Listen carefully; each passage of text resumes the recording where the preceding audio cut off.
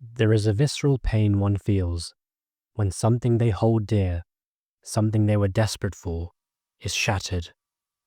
And it occupies a unique space in a human being's life. For such a pain has the power to remodel their entire reality. One is forced to confront and somehow accept a fact about their life that simply seems impossible. Perhaps you're an athlete that receives a career-ending injury in the most improbable of ways. Everything you had been building up to, all your hopes and ambitions, all that you had been dedicating your life to, is unapologetically ripped away. Or perhaps you were a budding actress. Perhaps you wanted your face to look a certain way and your body to grow to a certain height. You desired to look a particular way to be able to live the life you wanted, to have the career you dreamt of, and enjoy the halo effect of being a physically attractive individual. But things didn't go as planned. And no matter what beauty routines or surgeries you may attempt, you must internally battle the fact that things are far from what you wanted. Or perhaps you are a rising success in your domain of business. You are eyeing an illustrious career and widespread recognition in your field. Then, you're cheated and deceived by a business partner or an employer you thought you could trust. Now, you're left by the roadside and completely lost on how to move forward. Whether it's an injured muscle, lacking the appearance you wanted, or getting unfairly cheated in your work, the shattering of a serious dream represents an internal death that takes place within a human being. There is a cruel truth about life and dreams. As much as they can excite you, imbuing a sense of purpose and strong emotion, giving you something to work towards and wake up for, they are like holding on to a pot of boiling water. The tighter your palms grip the surface, the more you'll be left burnt. Dreams and ambitions are alluring prospects. They are a portal for a human mind to enter a fantasy land and write their own story.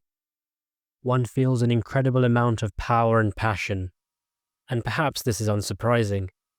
In a chaotic world of random chance, you attempt to construct your own reality and the experience of the life that you want.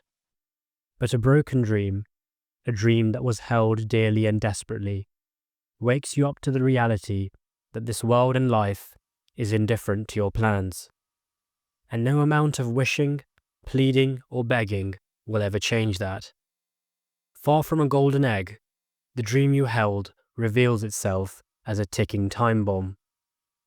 You had sat there, nourishing and obsessing over it, just for it to blow up in your face. If you eventually perform the impossible and get over it, you will then be left to ask, what do I do now?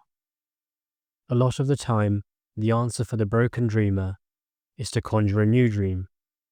And before long, they find themselves in the same situation again, holding the pot of boiling water. It is like a drug addict trying to find refuge from their habit in a new substance.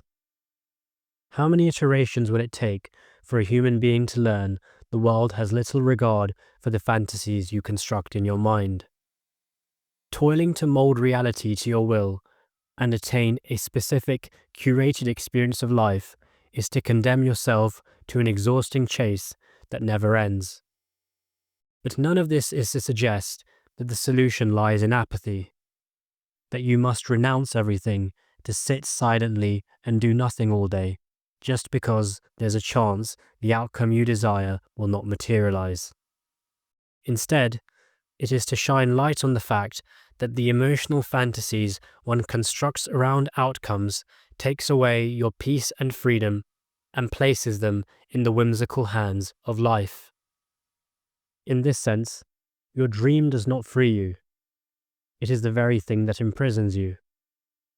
Only the one who falls totally in love with the joy of the action and the process is free from the game of chance. The opposite of a dreamer is one who is awake.